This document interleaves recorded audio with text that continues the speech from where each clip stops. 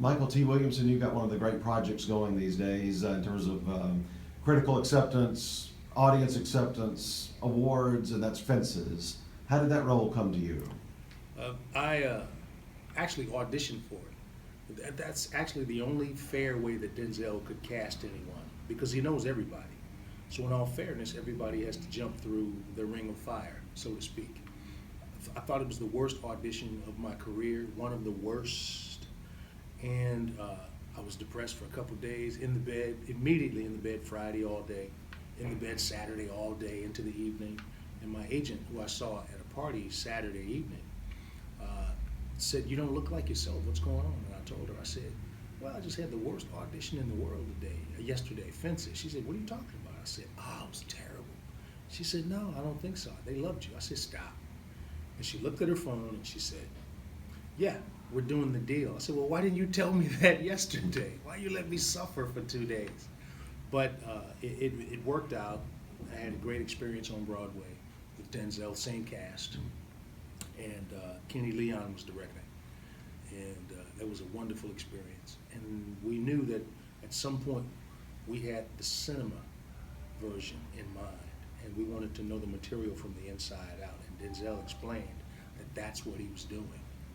And so it's been an amazing journey. It's been a lot of fun. Why did you think the audition went bad? What about it didn't appeal to you? Well, there were things that I wanted to convey through this injured character that I didn't think came across, and apparently they did. They saw enough there that they knew we could build from that point on. So it's I just feel very blessed. It's beyond luck, you know. You're lucky at times, and then sometimes you know you had very little to do with it, and you realize how blessed you are. Describe Gabriel to people that haven't seen the film or at least from your perspective. Who is this guy? Right. Well, Gabriel Maxon is Troy Maxon. Troy Maxon played by Denzel. Viola plays Rose Maxon, Denzel's wife. Well, Gabriel Maxon is Denzel's younger brother who wanted to be a hero like Troy. So Gabriel went into the military to defend his country, got shot in the head in World War II, and came home a very different man than the man who left home. So trying to find a balance in life and make life work for him is a bit of a challenge. And he's largely misunderstood, but my job as an actor is to open up to other people's pain and to try and help audiences to understand. Not necessarily like the character, but at least understand this person. And so that's the Gabriel journey. Really looks up to his brother. Yes, he does. Yes, he does. Gabriel loves Troy more than life itself.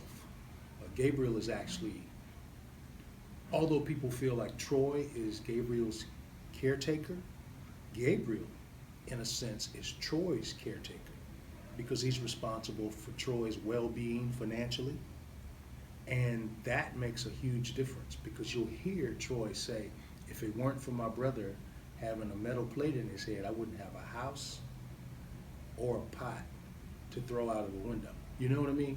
And so that informed me so much. I realized that that's August Wilson's intention, and that's the place that the pressure should come from for the Troy character. So my job as a supporting actor was to pressure Denzel as much as I possibly could to give him something to hang his hat on that would pressure him into this other woman's arms, because everything around his life is good. Rose is the best thing that's ever happened to him. His son he did not raise, played by Russell Hornsby, is on his own and doing fairly well. He comes by occasionally to borrow $10. He's got a younger son that he's raising and being a controlling hand, and he's got an amazing best friend, Stephen McKinley Henderson. So the pressure for him to blow it has to come from somewhere, and it's the guilt of taking advantage of his younger brother, that military stipend for his brother's injury. And so I use that to pressure Denzel, and it seems like it's working. This play's been around over 30 years, Yes. August Wilson. Why does it work? Why does it? I mean, you've seen it in action in the theater as Right. well as now on screen. Right. Why does it translate and work basically any way it's done? Well, the reason August Wilson's words work is because, like Tennessee Williams, like Shakespeare, it's about the human condition. The human condition is alive and well. Even in perilous times, human beings find and figure a way to make things work. And that's all it is. August Wilson writes from the human condition, about the human heart. And the universal, as you know, stems from the specific. This is specifically about a certain family, but it's universal because it's about human beings. Denzel, obviously, you worked with him as the lead actor Right. over the years, or in the play as well as the film, but also now directing. Right. How's he different as an actor than as he is as a director? Well, Denzel as an actor on Broadway was passionate, enjoyable to watch. You learn from him when you watch him. But as a director, it's the same thing. His transition between director and actor was seamless. He would slip away from his acting role into a directing role and back seamlessly. He knew exactly what he wanted all the time, and he inspired us to give him our best work. He inspires us with his intelligence, his creativity, and his lack of fear. He has no fear. I've done so many projects and films where I've had to dial it back because the star was feeling overshadowed. Denzel is not cut from that fabric. He's cut from the same fabric as Al Pacino, Robert De Niro, Tommy Hanks, Gary Sinise. Those people are unafraid, and that's Denzel. He's not afraid of anything. He gives you the room to play and bring your A game, and he loves it. He absolutely loves it. Viola Davis, Golden Globe winner this weekend. Tell us about her. I'm so proud of Viola. She looked beautiful last night when she and Julius hit that red carpet. She had on a yellow dress that fell off one arm. I'll never forget it. She looked so tall and beautiful and statuesque, and she was so elegant. She's always elegant, even in blue jeans. I got a chance to sit with Julius and Viola for a minute after the award last night at the HBO party. Man, she was exhausted, but she's so amazing. This is how I describe Viola Davis: the truth, the whole truth, nothing but the truth. So help me God. That's Viola Davis. That's it. We've talked to her several times over the years, and the feeling I've always had, just guessing from outside, is she seems like in like a work environment on a set. She's like going to be the big sister, the mom, the one looking out after everybody. Is that right? Right. That is absolutely the truth. One example of that on this Fences journey has been the young actor Jovan Adepo. Viola took Jovan under her wing and made sure that we all looked out, because we know how much she cares for him. We took him under our wing like a little brother. So he calls me Uncle T, he calls Denzel Uncle D, he calls Steven Uncle Steven. But that's her heart. She gives back. She never stops giving. And that's why she's always receiving some new revelation, and she keeps taking it higher. That's why Meryl Streep, for example, is a Viola Davis fanatic, because Viola's the truth. She's the absolute truth. She's emotionally available, and that's on stage and off. For your two main characters here, Denzel and Viola's characters, Troy and Rose, having done the play too, tell us about maybe a moment when you're shooting the film where you're like, oh, I haven't seen that before.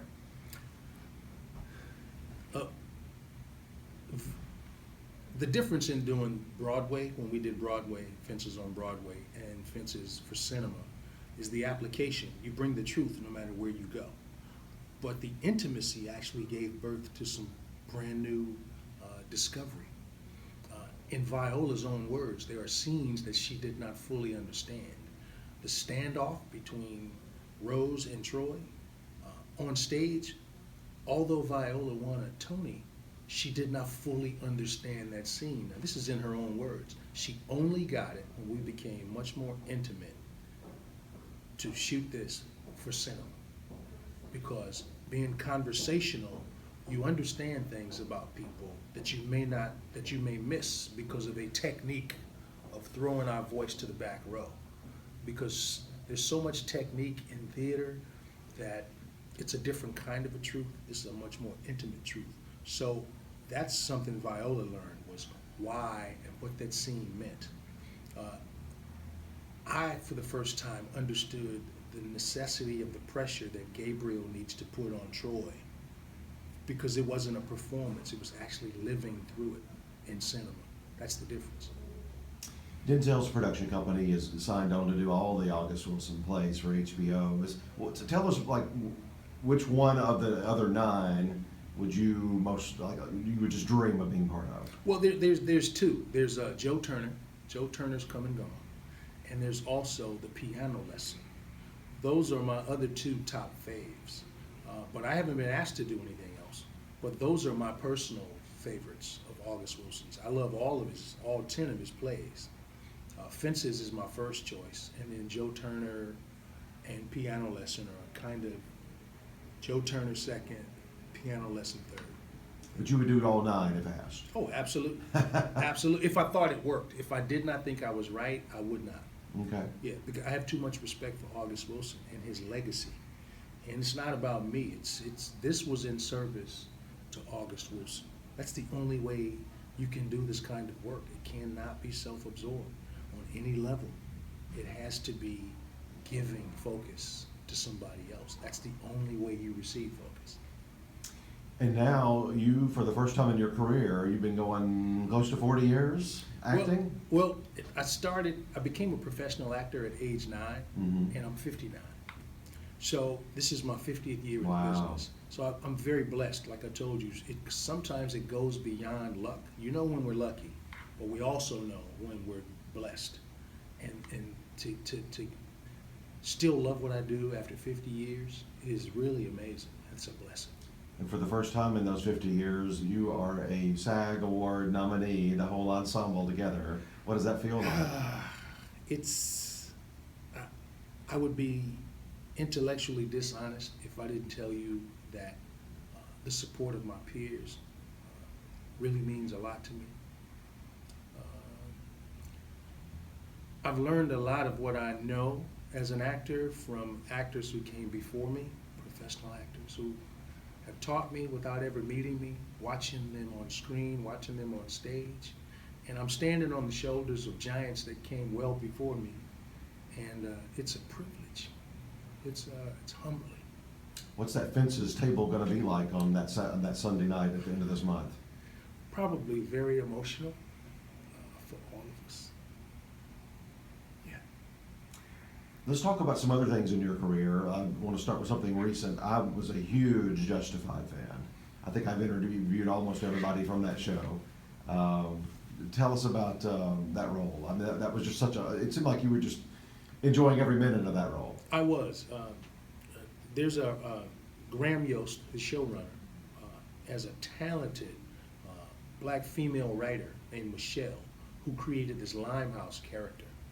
And Graham had it written with me in mind and gave me a call, said, I've got something coming your way, are you available? I said, for you, I'm available.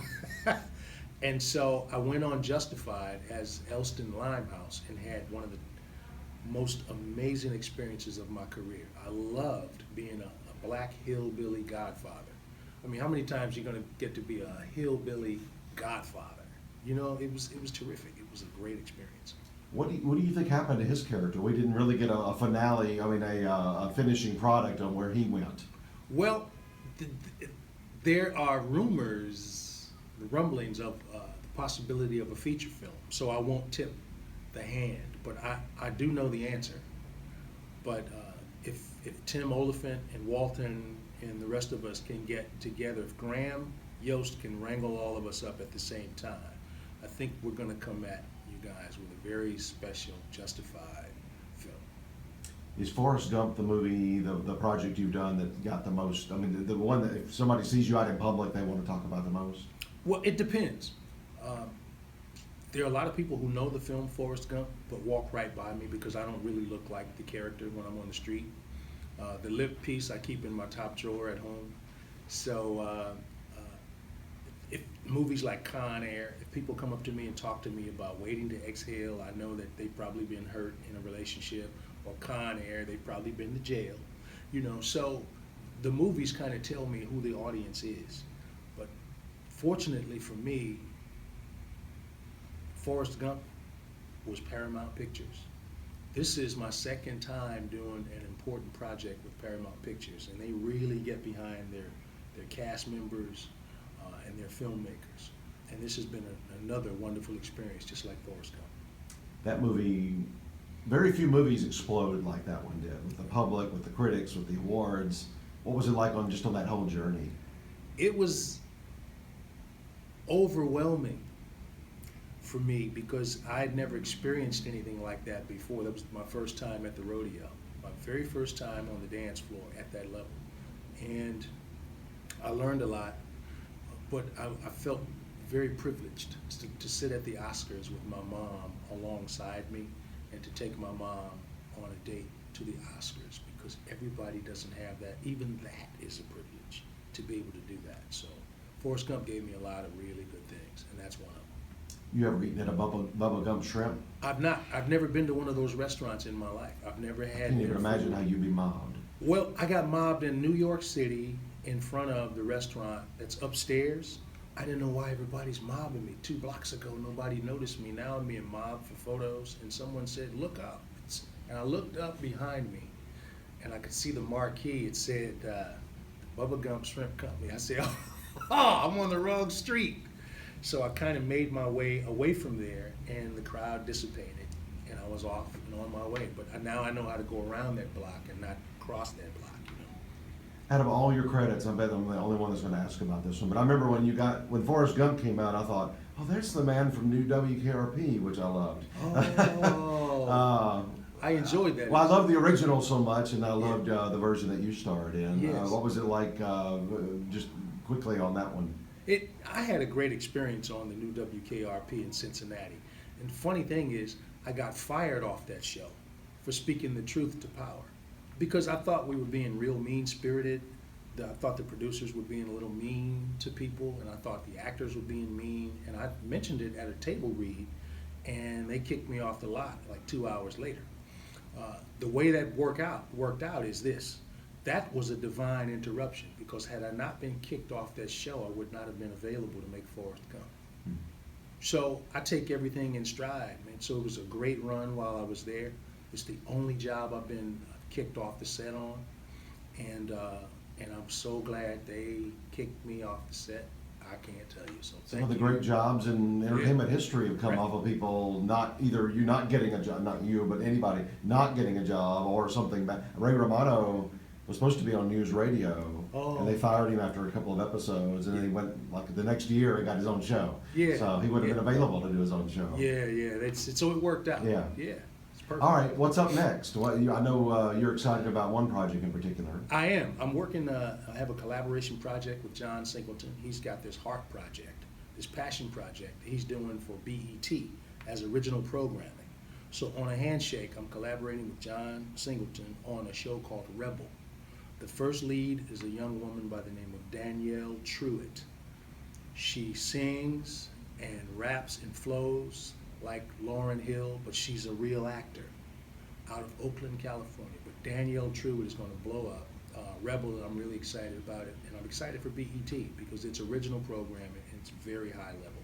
And who do you play?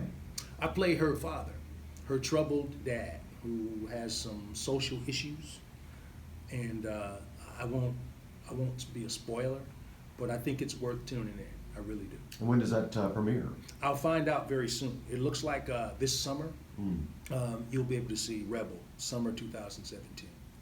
Well, Fences is remarkable, and your performance is wonderful in it, and I'm so glad for all the success you got. Thank you. It's a privilege, and thank you for the invitation. I really appreciate that.